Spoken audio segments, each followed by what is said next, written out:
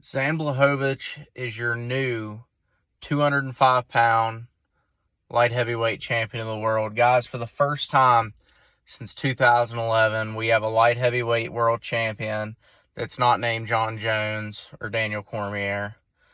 Man, what a story for Zan. I mean, 37 years old, an up-and-down career, starting off in the UFC, 2-4, losing to a lot of top contenders. He had 8 losses on his record. Don't quote me on this. I might be wrong, but I do believe, fun statistic for you, he has more losses on his record than anyone else that's won a world championship in the last 10 years. And I love a comeback story. I love the resurgence of a career. I love seeing a guy that, everybody counted out or disregarded or forgot about step up and win it all. And that's what Zan did. So huge congratulations to him and his team. Hell of a performance.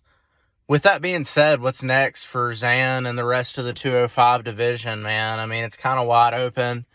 We got John, who's dead set on staying at heavyweight. He, on Twitter last night after the fights, he congratulated Zan on winning the belt.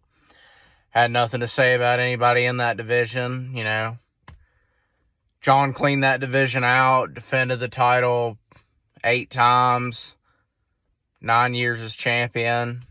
Nothing more to prove, fair enough. So we have a few suspects, Reyes. I don't know if he's going to want to run that back or if, the UFC is going to want him to have another fight between now and then. There's a guy who is named Thiago Santos who just lost a split decision against John Jones.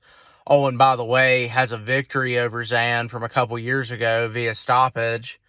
He was out with an ACL injury and had to have surgery and all that. I could really imagine that he's going to want that rematch, narrowly losing to John in a controversial split decision, and now a guy that he has a victory over is world champion. So Zan has his hands full, to say the very least, and I think for the first time in a decade, this division is wide open. There's been talk of Yoel Romero moving up to 205, Luke Rockhold has been talking about coming back.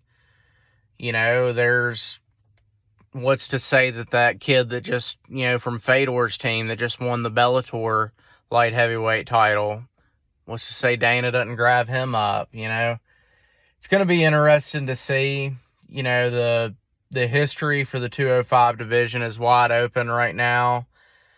And it'll be curious to see who can get that belt and hold on to it. So let me know what you guys think.